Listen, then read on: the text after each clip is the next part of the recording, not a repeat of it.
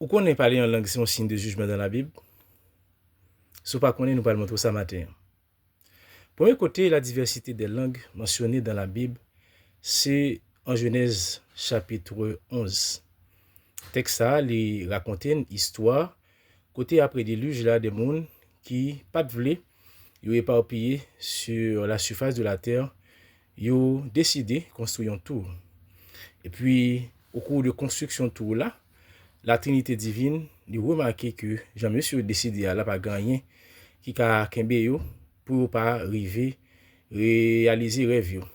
Et puis c'est alors que dans Genèse 11 verset 7, nous allons voir une décision qui va le prendre.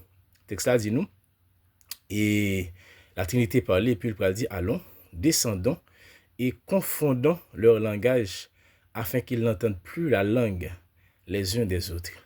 C'est pour premier côté parler en langue ou bien diversité de langues mentionnées dans la Bible. Donc, c'est un signe de jugement, côté bon Dieu décidé, éparpiller M. Sayo sur la surface de la terre, pendant l'été créé confusion dans mi-temps yo, côté youn pas capable de comprendre l'autre pour continuer avec le travail ça. C'est pour mes côtés, nous voyons question de diversité de langues là, les mentionner. Esaïe pralé, dans la prophétie qu'il fait, par rapport à la rébellion Israël, il pral montrer tout, que bon Dieu pral traiter problème ça, pendant que il pral permettre des langues étrangères envahir pays et que pour le porter monsieur Sayo en captivité. Donc les langues étrangères sont signe de rejet de la parole de Dieu. Et nous ça clairement mentionné dans Isaïe 28 verset 11 à 12. N'appelez pour, il dit c'est par des hommes d'une autre langue et par des lèvres étrangères que je parlerai à ce peuple. D'accord? Ils ne voudront pas écouter. Donc, c'est deuxième côté, nous allons parler en langue. Bon Dieu utiliser ou bien s'ouvrir la diversité des langues, mais des langues étrangères, et utiliser une façon pour exercer le jugement de Dieu sur Israël. Donc, le contexte là, c'est que Israël a méprisé le commandement bon Dieu, et que bon Dieu lui-même a décidé et envahi le pays par d'autres peuples qui parlaient l'autre langue et langue que peuple ça pas capable de comprendre. Donc, c'est deuxième côté Noé, parler en langue ou bien diversité des langues mentionnées dans la Bible et c'est en forme de jugement. Ou capable de dire tout, mais nous dans le Nouveau Testament, pour ça, ou obligé d'aller dans l'Ancien Testament. Dans la Bible, il y a une loi, c'est pas Bible, mais une loi, généralement, et les interprètes de la Bible utilisés en herméneutique, que la loi de la première mention. La loi de la première mention, c'est une loi ou bien un principe côté pour comprendre un principe, pour comprendre un texte biblique, il faut demander pour aller dans le premier côté texte ça, t'es parlé de principe ça ou bien t'es parlé de doctrine ça ou bien gens sont capables d'interpréter dans l'autre sens. Par exemple, Jésus te fait souvent. Si nous t'apprenons dans Jean 19, Matthieu 19, côté Jésus t'a abordé question de divorce là, voilà Jésus peut utiliser le principe ça que la loi de la première mention, il peut aller depuis dans la création pour dire mais qui conception bon Dieu t'es gagné l'étape créer mariage. Ça veut dire qu'il pas jamais créé mariage d'une façon pour que yon monde te séparé avec l'autre mais pour que ou t'es demeuré dans les liens maritaux mais conjugaux à vie ou bien jusqu'à la mort.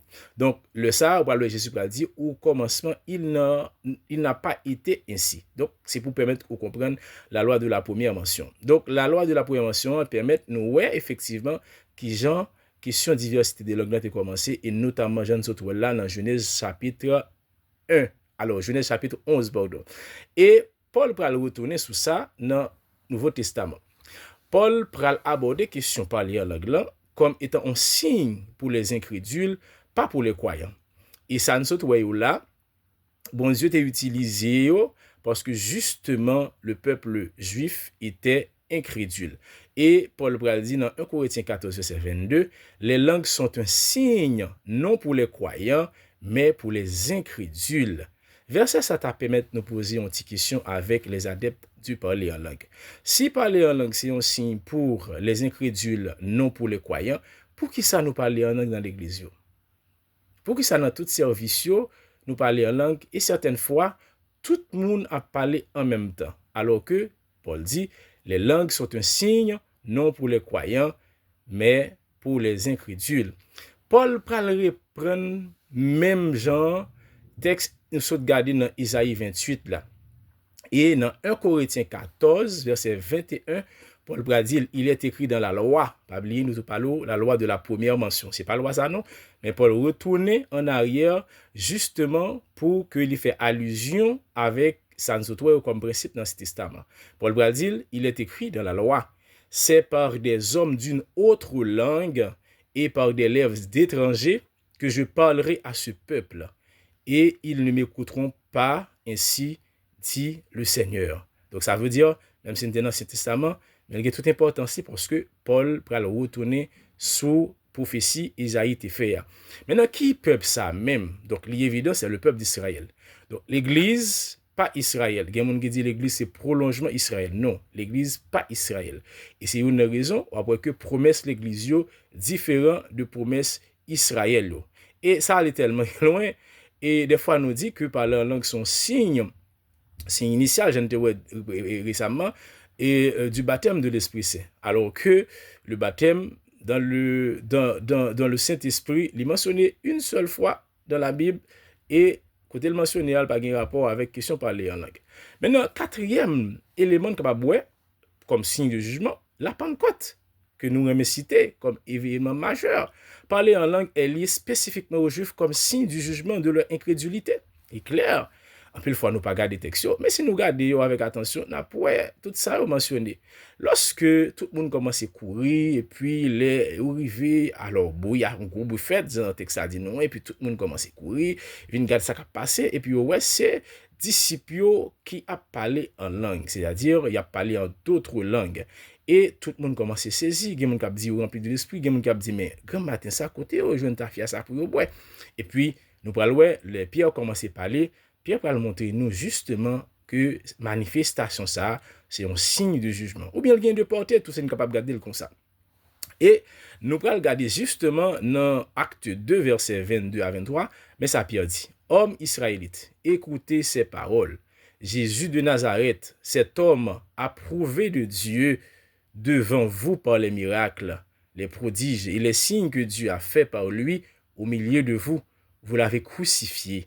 Vous l'avez fait mourir par la main des impies. Donc, une question. Donc, manifestation ça, Pierre justement montré aux Juifs que c'est un signe de jugement. Et signe de jugement ça, justement, qui s'allie, bon Dieu, décider avec d'autres peuples. Côté manifestation, c'est pas le parler en d'autres langues, côté que tout le monde qui l'a, il va étonné parce que va ouais, disciples a parlé dans la langue. Et c'est un signe maintenant que le salut est orienté vers les païens. Même Jean-Jésus te dit dans Jean 1, verset 12, ok, elle était venue chez les siens ne l'ont pas reçu, mais à ceux qui l'ont reçu, elle leur a donné le pouvoir de devenir enfants de Dieu, etc. Donc, c'est un signe de jugement, mais qui ouvrit aussi, ou bien une démonstration qui montrait que le salut maintenant est tourné vers les Juifs. En fait, ça, c'est des bagailles, si nous regardons, il va permettre que nous posons pile d'autres questions. Et qui quelques questions qui vont venir dans le jour. Maintenant, en conclusion, Babel montre-nous que les langues ont dispersé des hommes. Isaïe montre-nous que ça a marqué le rejet d'Israël. Chez Paul, elles sont destinées aux incrédules, donc juge l'incrédulité. Est-ce que l'Église a l'incrédulité? C'est une question capable de répondre. À la Pentecôte, parler en langue est lié spécifiquement aux Juifs comme signe du jugement de leur incrédulité. Donc, parler en langue plus proche d'un symbole de jugement que d'une preuve de spiritualité. Maintenant, par rapport à tout ça, monsieur, est-ce que nous dit nos côtés nous joignent avec langue d'en parler toute journée dans l'église nous? M'espérez nous répondre à ces questions ça dans les commentaires. Que le Seigneur vous bénisse.